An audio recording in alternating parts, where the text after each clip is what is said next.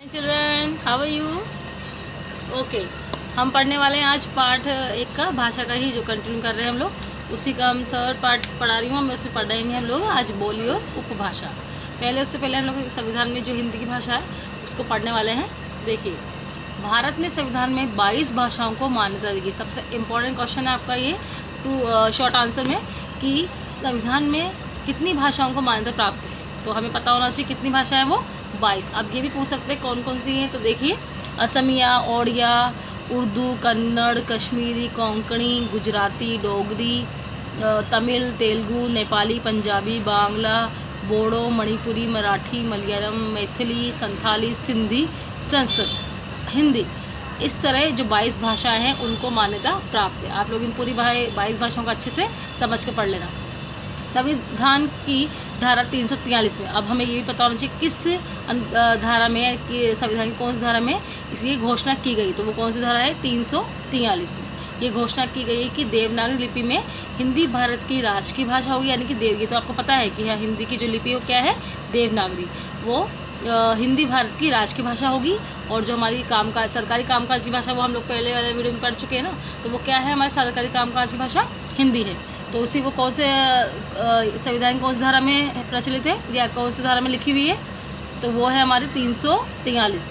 इसी संदर्भ में धारा 351 में ये भी कहा गया है कि संघ सरकार का ये कर्तव्य होगा कि वह हिंदी के प्रचार का प्रयत्न करे और उसे इस तरह से विकसित करें कि वह भारत की संस्कृति के सभी तत्वों को अभिव्यक्ति का माध्यम बन सके। यानी कि आपको इसमें सबसे पहले फर्स्टली हमें पता होना चाहिए कि कितनी भाषाओं को मान्यता प्राप्त हुई है। वो है हमारी 22 भाषाएं।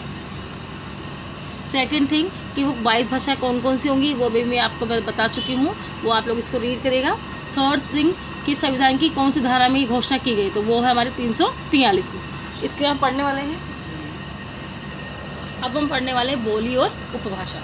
बोली क्या है? देखिए, सीमित क्षेत्र में बोली जाने वाली भाषा के स्थानीय रूप को हम क्या कहते हैं? बोली कहते हैं। बोली में प्राय साहित्य रचना नहीं होती। ये भी आप ध्यान रखिएगा कि बोली में जो है साहित्यिक रचना जो करते हैं हमारे विद्वान, वो नहीं होती है। यानी कि जैसे आपकी हर क्षेत्र की अपनी अपनी कुछ बोलियाँ होती है, तो उसमें रचना नहीं होती है। तो आप किसी भाषा को लेंगे तभी हम उसमें रचना कर पाएंगे।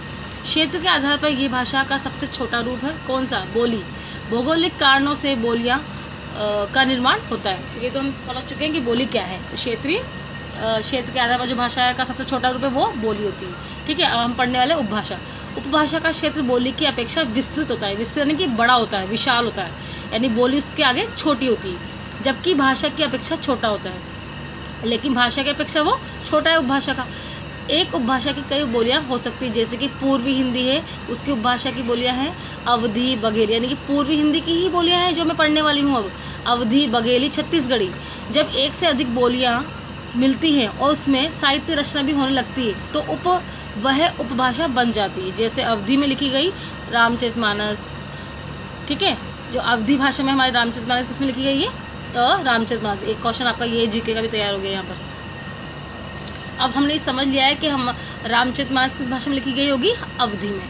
उपभाषा जब सर्वमान्य रूप प्राप्त कर लेती है और व्याकरण युक्त हो जाती है तो वह भाषा बन जाती है। अब हम बोली उपभाषा को समझ चुके हैं। अब हम पढ़ने वाले हैं इनके भाषा और बोली में अंतर, जो बहुत मोस्ट इम्पोर्टेंट क्वेश्चन है आप लोगों का। भाषा और बोली में अंतर, ये भी मैं आपको क्वेश्चन